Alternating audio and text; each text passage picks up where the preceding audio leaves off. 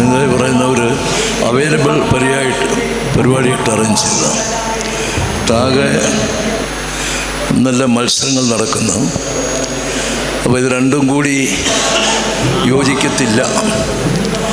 എങ്കിലും ഞാൻ ഈ കടയ്ക്കൽ ഉസ്താദിൻ്റെ കൂടെ വന്നത്, അതുകൊണ്ട് ഉസ്താദിൻ്റെ കൂടെ തന്നെ പോകണം.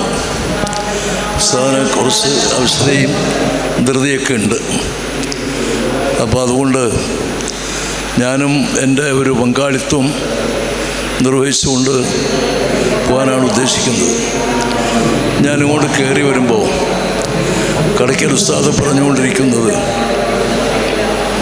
മാതാപിതാക്കളുള്ള കടപ്പാടുകൾ നമ്മുടെ ദർസുകളിൽ, അറബി കോളേജുകളിൽ, മദ്രസകളിലൊക്കെ ഏറ്റവും പ്രമുഖമായി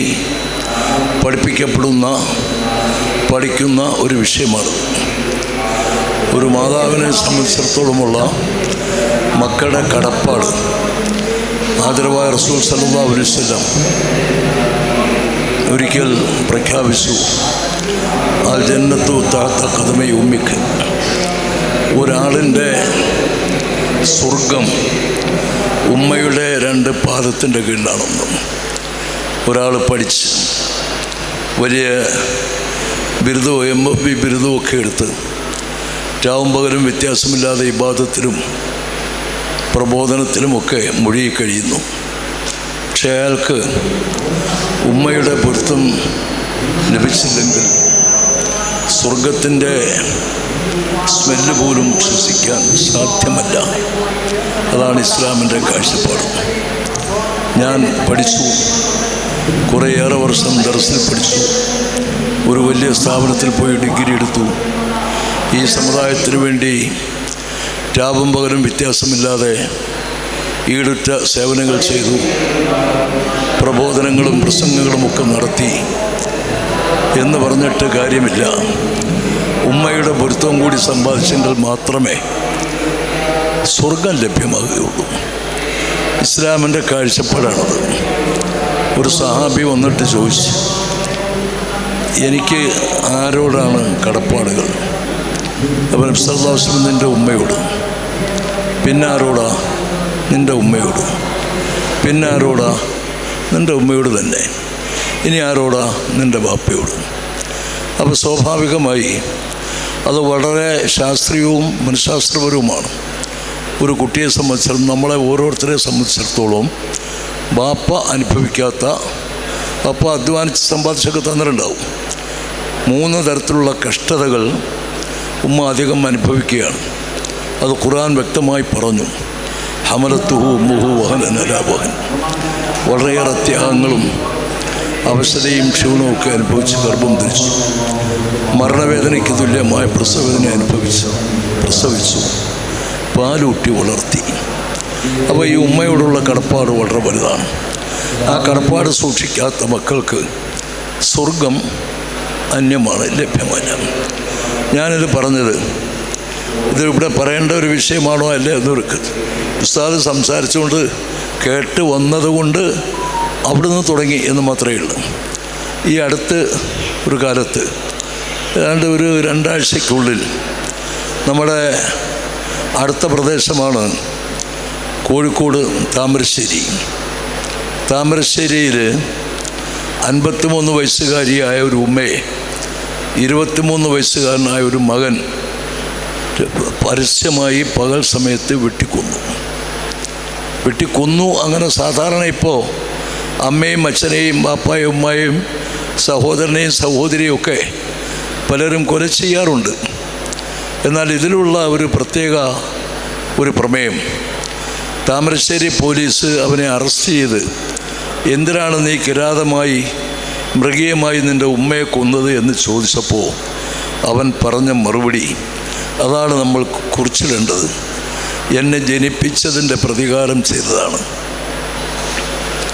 എന്നെ ജനിപ്പിച്ചതിൻ്റെ പ്രതികാരം ചെയ്തതാണെന്ന്. ഈ തരത്തിലുള്ള ഒരു മറുപടി ഒരു കൊലപാതകയും ഒരു പോലീസിനോടും ഈ കാലം വരെ പറഞ്ഞു കേട്ടിട്ടില്ല. ഇപ്പോൾ മാത്രമാണ് കേട്ടത്. അതൊരു മുസ്ലിം യുവാവാണ്. ആ തരത്തിൽ ചെയ്യാൻ അവനെ പ്രേരിപ്പിച്ചത് MDMA എന്ന മാരകമായ ലഹരി പദാർത്ഥമാണ്. ഇപ്പം നമ്മുടെ സ്കൂളുകളിൽ എന്തിനേറെ പറയണം, വളരെ നമുക്ക് പറയാൻ പാടില്ലാത്ത കേന്ദ്രങ്ങളിൽ പോലും ഈ പറയുന്ന ലഹരി പദാർത്ഥങ്ങൾ വിൽക്കുകയും അത് കുട്ടികൾ ഉപയോഗിക്കുകയും ഒക്കെ ചെയ്യാറുണ്ട്. അതിനെതിരായിട്ടുള്ള ഒരു ജിഹാദാണ് ഇപ്പോൾ നമുക്ക് ഏറ്റവും അത്യാവശ്യമായിട്ടുള്ളത്.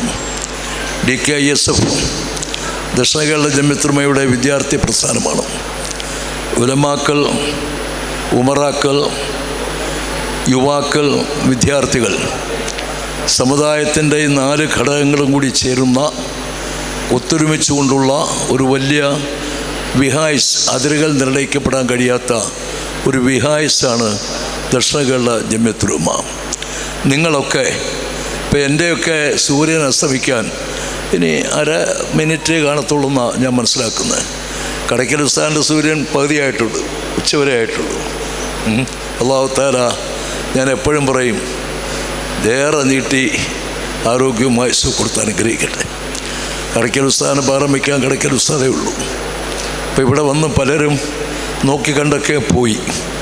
ഉസ്താദ് ഇവിടെ ഇരിക്കുന്നത് എന്നോട് ധൃതി കൂട്ടിയപ്പോൾ ഞാൻ പറഞ്ഞ്, ഉസ്താദ് പോയി എൻ്റെ ഷഫീർ ഖാനെയൊക്കെ ഒന്ന് കണ്ട് നോക്ക്, ഒരു അഡ്വാൻസ് ബെയിലെടുത്ത് പോകാൻ പറ്റുമെങ്കിൽ പോകാം എന്ന് പറഞ്ഞു. അദ്ദേഹത്തിൻ്റെ ശബ്ദവും ശൈലിയും പണ്ട് എങ്ങനെയാണോ പ്രസംഗിച്ചത് അതേ ശൈലി ഇപ്പോഴും പ്രസംഗിച്ച് ഞാൻ കേട്ടു. ആണ് സന്തോഷമുള്ളത്. അപ്പം അതുകൊണ്ട് നമുക്ക് കലയിലും സാഹിത്യത്തിലും നിങ്ങൾ വളരണം, നിങ്ങളുടെ സർഗശേഷി വികസിച്ച് വരണം. ദക്ഷിണ കേരള ജമിയത്തുലമയുടെ നേതൃത്വം നാളെ നിങ്ങളുടെയൊക്കെ കയ്യിലാണ്. ഇപ്പോൾ നമുക്ക് ഏറ്റവും നിർബന്ധമായിട്ടുള്ളത് ഈ ലഹരിക്ക് എതിരായിട്ടുള്ള പ്രതിജ്ഞ. ഇവിടെ ബാനർ നൂത്തിട്ട് പ്രതിജ്ഞ എടുക്കുമ്പോൾ ഒന്നാമതായി ലഹരിക്ക് എതിരായിട്ടുള്ള ഒരു പ്രതിജ്ഞയാണ് ചൊല്ലിക്കൊടുക്കേണ്ടതും ചൊല്ലപ്പെടേണ്ടതും. അപ്പോൾ അത് ഒന്ന്. പിന്നെ ഫലസ്തീൻ, ഇസ്രായേൽ നടത്തുന്ന ക്രൂരത, പിന്നെ ഇപ്പോൾ ഒരുപാട് പ്രശ്നങ്ങളുണ്ട്. നേരത്തെ ഇവിടെ കുട്ടികൾ പ്രസംഗിച്ചപ്പോൾ വളരെ സന്തോഷകരമായി കേട്ടു. ഈ വഖഫ് വിഷയം, ബില്ല്, മുൻപ് വഖഫ് പ്രശ്നം, അതുപോലെ തന്നെ പൗരത്വ ഭേദഗതി, മുസ്ലിം സമുദായത്തെ എങ്ങനെയൊക്കെ ആക്രമിക്കാം, ദ്രോഹിക്കാം, എങ്ങനെയൊക്കെ അമർച്ച ചെയ്യാൻ പറ്റും, അതൊക്കെ ഭരണകൂടം ചെയ്തുകൊണ്ടിരിക്കുകയാണ്.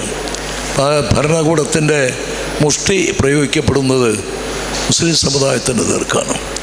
അപ്പോൾ അതൊക്കെ നമുക്ക് ഒരു സമരപരിപാടിയിലൂടെയോ മറ്റോ അല്ല നേരിടേണ്ടത്. നമ്മുടെ ജീവിതശൈലിയും നമ്മുടെ പ്രാർത്ഥനയും അള്ളാഹുവിന് ഇഷ്ടപ്പെട്ട ജീവിതം നയിക്കുമ്പോൾ തീർച്ചയായും ഇതൊക്കെ പരാജയപ്പെട്ടു പോകും എന്ന കാര്യത്തിൽ തർക്കമില്ല. അപ്പം അതുകൊണ്ട് നിങ്ങൾ അങ്ങനെ വളരണം. ഈ കലാസാഹിത്യ മത്സര പരിപാടികളൊക്കെ അതിന് നിധാനമാകണം. നമ്മൾ ദക്ഷിണ കേരള ജമിയത്തുലമയുടെ 70ാം വാർഷികം നടത്തുമ്പോൾ ഓരോ താലൂക്ക് ബേസിലും പ്രത്യേകം കമ്മിറ്റികൾ എടുക്കുന്നു.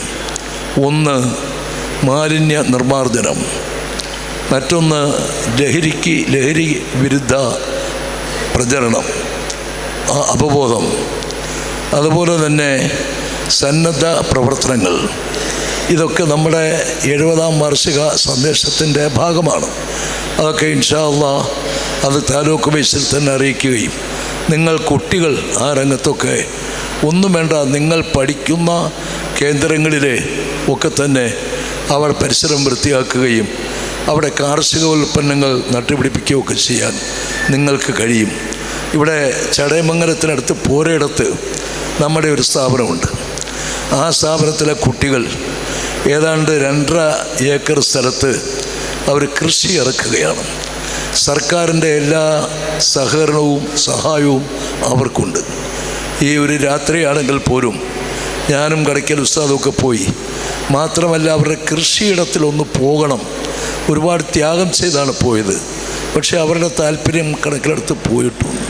അപ്പോൾ നിങ്ങൾ പഠിക്കുന്ന സ്ഥാപനങ്ങളൊക്കെ അതിൻ്റെ പരിസരം വൃത്തിയാക്കുകയും ആ സ്ഥാപനം തന്നെ വൃത്തിയാക്കുകയും അതോടൊപ്പം തന്നെ അവിടെ കാർഷിക ഉൽപ്പന്നങ്ങൾ നട്ടുപിടിപ്പിച്ച് നമുക്ക് ഒരു ജീവിത നിധാനമാക്കുകയും ചെയ്യാൻ ഓരോരുത്തരും ശ്രമിക്കണം. അതിനൊക്കെ DKISF നമ്മുടെ ഓരോ മദ്രസയിലും DKISFിൻ്റെ യൂണിറ്റുകൾ സ്ഥാപിക്കപ്പെട്ടുകൊണ്ടിരിക്കുകയാണ്. ഓരോ ദർസിലും സ്ഥാപിക്കപ്പെടുകയാണ്. ഓരോ അറബി കോളേജിലും സ്ഥാപിക്കപ്പെടുകയാണ്. അതൊക്കെ വരുമ്പോൾ നിങ്ങളുടെ സർഗ്ഗശേഷി വികസിപ്പിച്ച്, നിങ്ങളുടെ ശേഷി, നിങ്ങളുടെ ആരോഗ്യവും നിങ്ങളുടെ മനസ്സുമൊക്കെ ഒന്ന് വികസിപ്പിച്ച് ഈ സമൂഹത്തിന്, ഈ രാഷ്ട്രത്തിന്, മനുഷ്യ സമൂഹത്തിനാകമാനം പ്രയോജനപ്പെടുത്താൻ ഉപകരിക്കുന്ന പ്രവർത്തനങ്ങളാണ് DKISF നടത്തുന്നത്. ഇവിടെ DKICCയുടെ നല്ല ഒരു ഓർഗനൈസർ മുഹമ്മദ് അസ്ലം, അദ്ദേഹത്തിന് ഒരു അവാർഡ് കൊടുക്കുന്നു. എനിക്ക് ഏറെ സന്തോഷമുണ്ട്. അദ്ദേഹം പനൂരുകാരനാണെന്ന് മാത്രമല്ല, ഞാനൊക്കെ പഠിക്കുന്ന കാലത്ത് ഏറ്റവും വലിയ ഒരു സുഹൃത്ത്, നമ്മുടെ ഒരു വലിയ സഹായി, ഒരു സംരക്ഷകൻ, ഞങ്ങളൊക്കെ വിളിക്കുന്ന സൂപ്രണ്ട് എന്നാണ്. അദ്ദേഹത്തിന് ജമാഅത്തിൻ്റെ യഥാർത്ഥത്തിൽ ഒരു സൂപ്രണ്ട് തന്നെയായിരുന്നു അദ്ദേഹം. വലിയ മനുഷ്യനാണ് അദ്ദേഹം. അദ്ദേഹത്തിൻ്റെ ഇളയ മകനാണ് മൗലവി മുഹമ്മദ് അസ്ലം. അദ്ദേഹത്തിന് ഒരു അവാർഡ് ഏർപ്പെടുത്തിയതിൽ ഞാൻ DKISFിൻ്റെ സംസ്ഥാന കമ്മിറ്റിയെ പ്രത്യേകമായി അഭിനന്ദിക്കുന്നു. അത് കൊടുക്കാൻ എന്നെ തന്നെ തിരഞ്ഞെടുത്തതിൽ 2 സന്തോഷം എനിക്കുണ്ട്. കാരണം എനിക്കറിയുന്ന എന്നെ സംബന്ധിച്ച് പറയുമ്പോൾ നമ്മുടെ ഒരു കുട്ടിയാണ് മുഹമ്മദ് അസ്ലം, അങ്ങനെ പറയുന്നതാണ് ശരി. ഇപ്പോൾ വലിയ മൗലവിയാണ്, വലിയ നേതാവാണ്, ഒക്കെയാണ്. എന്നെ സംബന്ധിച്ചിടത്തോളം നമ്മുടെ ഒരു കുട്ടിയാണ്. എൻ്റെ മകനെ ഞാൻ എങ്ങനെയാണോ കാണുന്നത് അതുപോലെയാണ് ബഹുമാനപ്പെട്ട സൂപ്രണ്ട് നവ്വറല്ലാഹു മർഖദ, അള്ളാഹു അദ്ദേഹത്തിൻ്റെ ഉണ്ടല്ലേ, സോറി, അള്ളാഹു അദ്ദേഹത്തിന് ആഫിയത്തും സ്നേഹത്തും ദീർഘായുസ്സും കൊടുത്ത് അനുഗ്രഹിക്കട്ടെ. ഇപ്പം എങ്ങനെയുണ്ട് അദ്ദേഹം?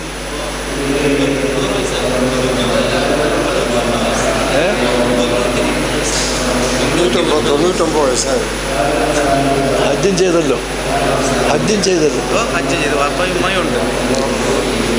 അദ്ദേഹത്തിന് 99 വയസ്സുണ്ട്. എനിക്ക് തെറ്റുപറ്റിപ്പോയതാണ്. ഇപ്പം പലവരൊക്കെ പോകുമ്പോൾ കാണുന്നില്ല, അങ്ങനെ തോന്നിപ്പോയതാണ്. അദ്ദേഹം ഹജ്ജ് ചെയ്ത ആളാണ്. മുഹമ്മദ് അസ്ലമിൻ്റെ ഉമ്മായി മജീദാണ്. ഹജ്ജ് ചെയ്തു എന്ന് മാത്രമല്ല, അദ്ദേഹത്തിന് ഇഹ്റാം ചെയ്യിച്ച് ഹജ്ജിനയച്ച, തിരിച്ചു വരുമ്പോൾ എയർപോർട്ടിൽ സ്വീകരിച്ച് അദ്ദേഹത്തെ നാട്ടിലേക്ക് യാത്ര അയച്ച ആ ഒരു സൗഭാഗ്യം കൂടി എനിക്കുണ്ടായിട്ടുണ്ട്. അപ്പോൾ ഇവരിപ്പോൾ മുഹമ്മദ് അസ്ലമൊക്കെ എങ്ങനെയാണോ അദ്ദേഹത്തെ പരിചരിക്കുന്നത് അതുപോലെയായിരുന്നു എൻ്റെ പരിചരണം അദ്ദേഹം അംഗീകരിച്ചതും കണ്ടതും. പടച്ചവൻ അദ്ദേഹത്തിന് കൂടുതൽ ആഫിയത്തും സ്നേഹത്തും ദീർഘായുസ്സും നൽകി അനുഗ്രഹിക്കട്ടെ. ജമാഅത്തിന് വേണ്ടി, ഞങ്ങളുടെ ദർസിന് വേണ്ടി, ഞങ്ങൾ മുത്തഅല്ലിമീങ്ങളായിരുന്നപ്പോൾ ഞങ്ങൾക്ക് വേണ്ടിയൊക്കെ ചെയ്ത എല്ലാ സേവനങ്ങളും അല്ലാഹുവേ അദ്ദേഹത്തിന് നീ ദുനിയാവിലും ആഖിറത്തിലും പ്രദാനം ചെയ്ത് ആഫിയത്തും സ്നേഹത്തും ദീർഘായുസ്സും കൊടുത്ത് അനുഗ്രഹിക്കണേ തമ്പുരാനെ എന്ന് ദുആ ചെയ്തുകൊണ്ട് നിങ്ങളുടെ എല്ലാം സന്തോഷത്തോടെ ആശീർവാദത്തോടുകൂടി ഞാൻ ഈ മെമ്മണ്ടം മുഹമ്മദ് അസ്ലം മൗലവിക്ക് നൽകുകയാണ്.